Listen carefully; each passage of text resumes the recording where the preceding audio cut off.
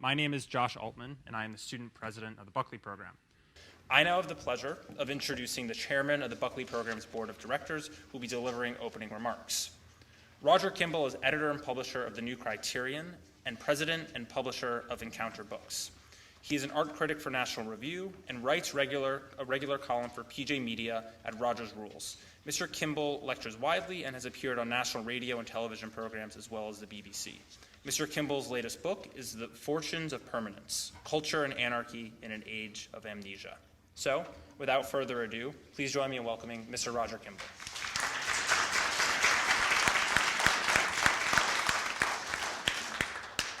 Thanks very much. Welcome, everyone. I'm glad you could come. Now, as I pondered the title for our conference today, I wondered what the appropriate punctuation mark should be. Should it be the future of the party system in America, period? Or perhaps the future of the party system in America, exclamation point? Or maybe the future of the party system in America, question mark? I'm not sure, actually. We've certainly gotten used to the party system and regard it as a reliable concomitant to our democracy. That being the case, it is perhaps worth reminding ourselves of the great suspicion in which the founders held the very idea of political parties. Indeed, suspicion is too gentle a term. Fear and loathing might be closer to the case. Political parties, thought Madison, were a prescription for dissension, a prelude to faction, which pitted one portion of the population against another. Viscount Bolingbroke, whose writings were an important influence on the founders, described faction as the superlative of political parties. Parties were bad. Factions revealed the worst tendencies of parties. Of course, this was before Madison himself helped Thomas Jefferson create a political party to challenge the Federalists and John Adams and Alexander Hamilton. All presidential elections are contentious, but like Tolstoy's unhappy families, each is contentious in its own way. The election of 2016 strikes many observers as flagrant in this regard, and perhaps it is.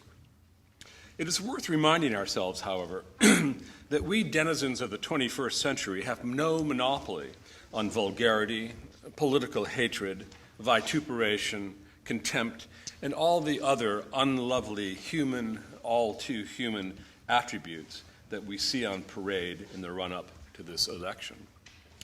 The election of 1800, for example, in which Jefferson, after a bitter struggle, unseated John Adams, is called by observers the Revolution of 1800, partly on account of its bitterness, partly because it brought to an end the founding dispensation of the Federalist Party.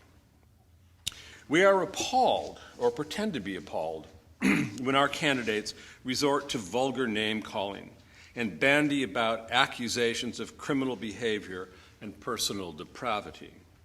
We forget that Jefferson's camp branded Adams a, quote, hideous, hermaphroditical character which has neither the force and firmness of a man nor the gentleness and sensibility of a woman, end quote. What would Megyn Kelly say about that? Or what would Lester Holt think of the retorts expressed by Adams' camp? For example, that Jefferson was, quote, a mean-spirited, low-lived fellow, the son of a half-breed Indian squaw sired by a Virginia mulatto father. Fool, hypocrite, criminal, tyrant. These were just a few of the epithets that the candidates and their surrogates hurled at each other. Even the spouses got into the act. Martha Washington, for example, said that Jefferson was, quote, one of the most detestable of mankind. That was 1800. In 1824, when the populist Andrew Jackson faced John Quincy Adams and two other candidates, it was the same thing all over again. Tempers were short, the rhetoric high. Jackson won a plurality of both the popular and the electoral vote, but he needed a majority to win. The contest, therefore, went into the House of Representatives, which eventually awarded victory to Adams, a decision that Jackson angrily denounced as a corrupt bargain between Adams and Speaker of the House, Henry Clay. A modern candidate, no doubt, would say that that election was rigged. Jackson had his revenge 4 years later, in 1828, when the unwashed masses turned out in force and gave him a landslide victory. The lead up to the election was perhaps the dirtiest and most vituperative in the annals of U.S. elections.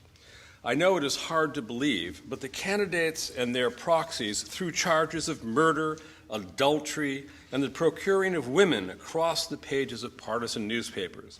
Adams' team even dragged Jackson's mother and wife into the fray. The former was denounced as a prostitute, and the latter a slut who was guilty of bigamy and worse. Thank God in the 21st century we are beyond such juvenile name-calling. Still, as we cast our eyes over the roster of U.S. elections, we see a litany of contentiousness and some, as in the election of 1860, far worse. Many commentators today are upset over the suggestion that the 2016 election might be rigged, but many who are the loudest in their complaints about this were notoriously silent in 1960, when Mayor Daley mobilized the posthumous vote in Chicago for John F. Kennedy, or in 2000, when the ultimate winner of that election was said to have been selected, not elected. Now, my point is not to underscore the wisdom of Ecclesiastes that there is nothing new under the sun, but merely to dilute a little bit the thrilling conviction of our own uniqueness. It was not so long ago that following the dissolution of the Soviet Union, we were assured that the end of history was nigh, and that the peace, tolerance, and liberal democracy would be springing up the world over. There would be no more Colonel Gaddafis, just Colonel Sanders as far as the eye could see.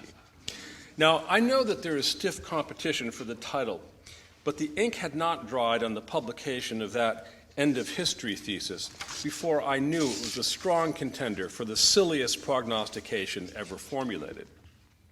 And this brings me to the essential backdrop of our theme today. For when we ask about the future of political parties in America, we are also asking about the future of our political, social, and moral dispensation.